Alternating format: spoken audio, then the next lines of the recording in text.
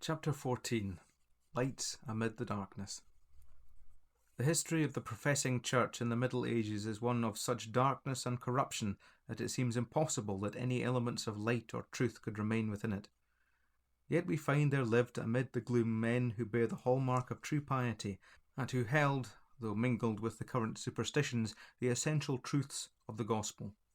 That such men influenced others cannot be doubted, and for everyone whose name has been recorded in history, we do not doubt that there were many others whose names are known to God alone.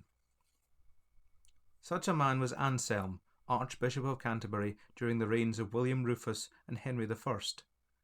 He reluctantly accepted the See of Canterbury in the time of King Rufus, but everything was in such iniquitous confusion that he retired to the continent until the king's death.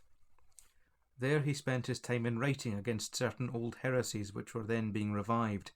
He returned on the accession of Henry I, and among the abuses he was instrumental in correcting was the sale of human beings, which till then had been practised in England. It is true he upheld the claims of the Pope against the king. The great subject of controversy at the time was whether the bishops should be appointed by the king or the Pope. As a faithful churchman, he felt that the kings, especially a tyrant like Rufus, had no right in such a matter. The source of all these difficulties lay in the fact that the whole system was unscriptural, and the church was now a recognised part of the world. Anselm's writings show that he had the fundamentals of the gospel in his heart. He appealed constantly to the scriptures and expounded them by opening up the plain grammatical sense. A few extracts from his writings will support these statements. The following is part of some directions he composed for visitation of the sick. First of all, the sick man was to be asked, "Dost thou believe thou deservest damnation? Dost thou intend to lead a new life?"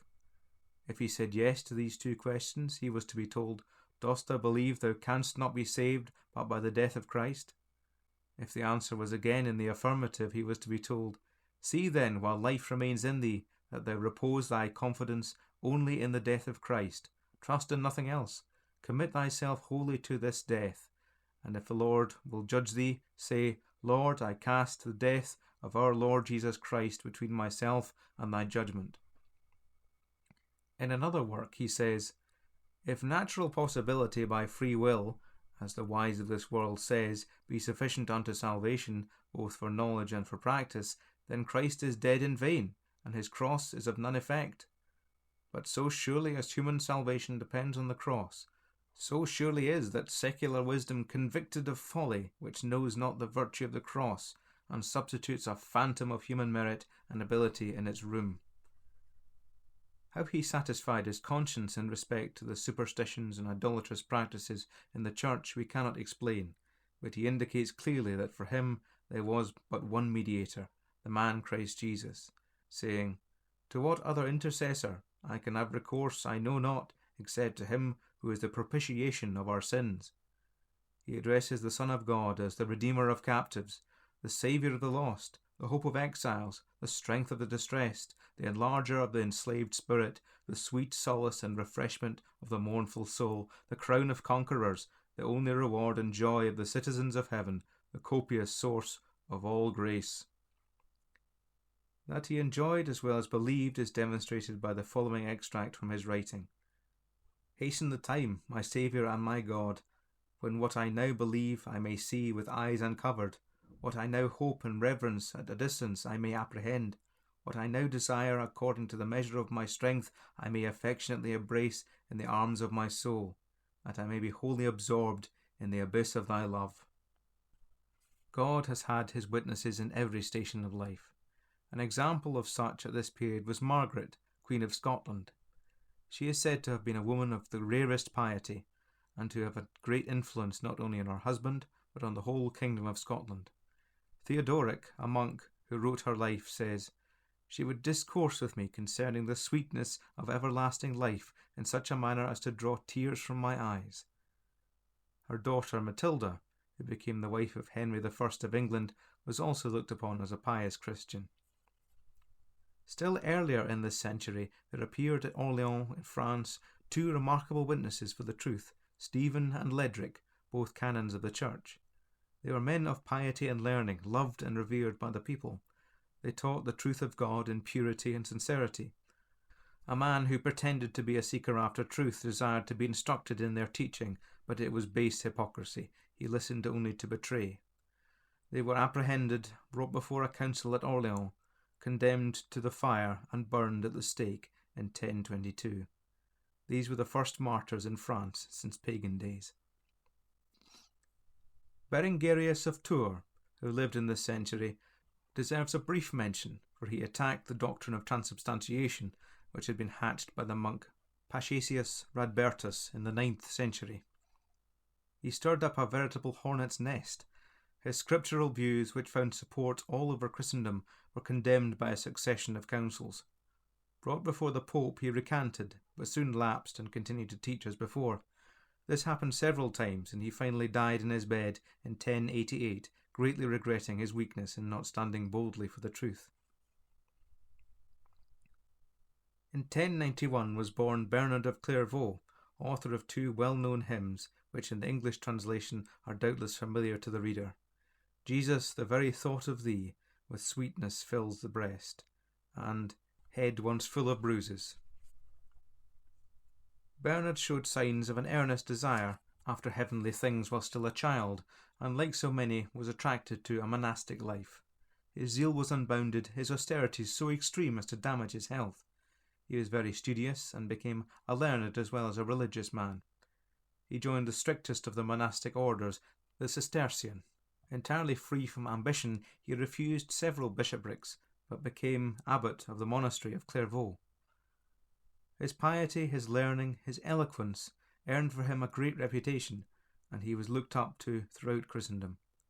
He was well versed in Scripture, sound in the fundamentals of Christianity, and a true lover of Christ. Yet he was an ardent supporter of the papacy. Doubtless the false notion of apostolic succession had been inbred in him by his monkish training.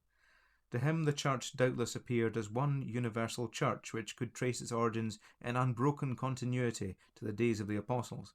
Bernard and others like him were indeed aware that it was besmirched with many evils which, had they had the power, they would have gladly corrected. They hoped by their influence to improve and reform what they deplored. His zeal for the Crusades seems even more inexplicable, but thick darkness pervaded Christendom. Superstitious reverence for the holy places of Palestine and the ill treatment of pilgrims by the Saracens no doubt influenced minds born and bred in such an age. Pope Eugenius III was one of his scholars. With great pleasure Bernard saw him assume the papal chair, for he looked for great things from him. In a letter to him he wrote, "All the Church of the Saints rejoices in the Lord, expecting from you what it seemed to have had in none of your predecessors for many ages past. And should not I rejoice? I own I do so, but with trembling. I consider your elevation, and I dread a fall." After further exhortation, he says, "Oh, that I might see before I die the Church of God as in ancient times, when the apostles let down their nets for a draught, not for silver and gold, but of souls. How I wish you to inherit the voice of him who said, 'Thy money perish with thee.'" To these he added further sober and wholesome admonitions. In this we see the true desires of a man who, though in the Romish system, was of a different spirit. The Pope to whom he wrote seems to have been an upright, well-meaning man. His term of office was short and full of trouble. He probably knew too much of what was right to be a useful tool of the devil. He incurred only enmity and opposition, and finally had to flee from Rome to France to escape the fury of his enemies. Bernard realised the Church needed to be cleansed, and he went on with it hoping to see the day when, as he said, it would resume its pristine purity. His opposition to the Cathari and other so-called heretics was probably due to false information. They were terribly misrepresented by their enemies. He expressed surprise at their godliness and good behaviour, yet it does not seem to have occurred to him that these things were the fruits of the Spirit. Their unpardonable crime was that they had seceded from the Church, and therefore were its enemies. It is said he did not favour their destruction.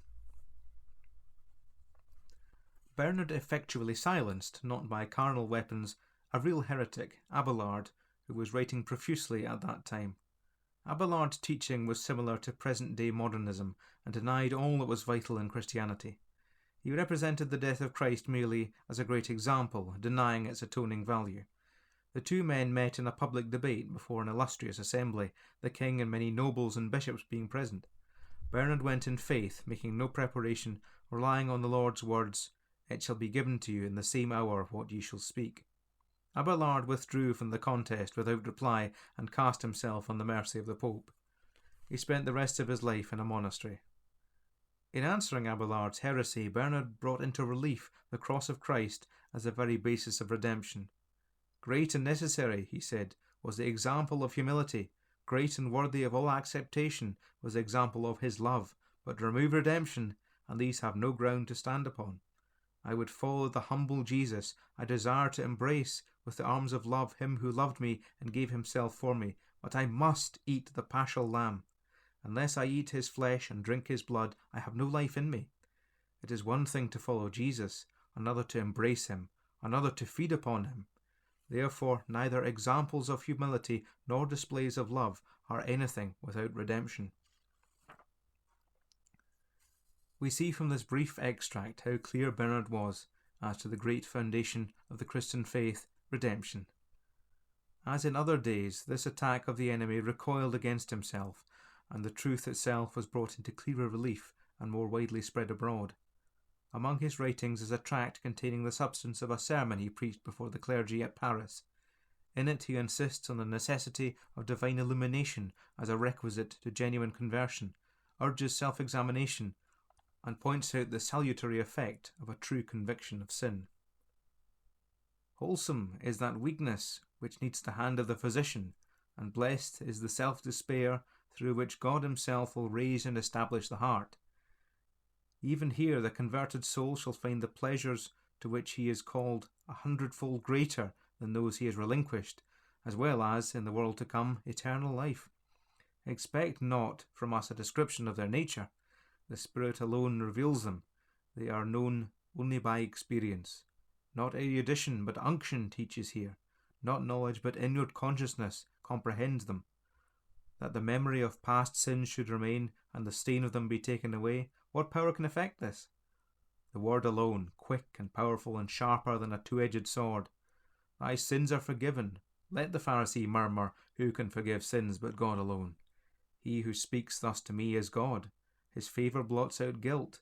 Sin remains in the memory but no longer, as before, discolours it. Remove damnation, fear, confusion, as they are all removed by full remission, and our past sins will not only cease to hurt us, but will work together for good, that we may devoutly thank him who has forgiven them.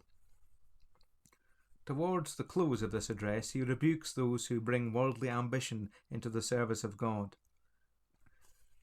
Men run everywhere into sacred orders, and catch at an office revered by spirits above, without reverence, without consideration, in whom perhaps would appear the foulest abominations, if we were, according to Ezekiel's prophecy, dig into the walls and contemplate the horrible things which take place in the house of God.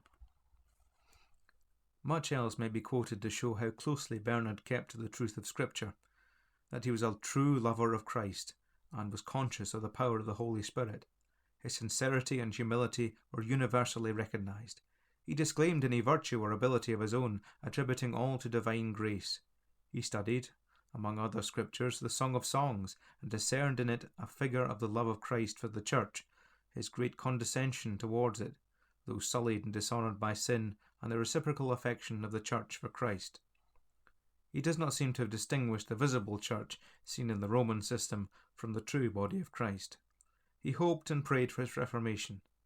This may explain his attitude towards the professing Church, and his willingness to remain in it, and serve the Pope, who was, he doubted not, Peter's successor.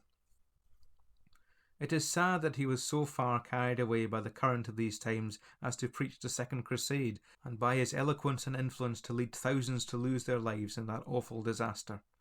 Thousands of wives and mothers bemoaned their dead, and blamed Bernard for persuading them to go. His reply was that God did not support the crusade because of their sins. His detractors have attributed this reply to cunning, but one cannot doubt his sincerity. He shared in the common delusion. Bernard died after a painful illness in 1153, being 63 years of age.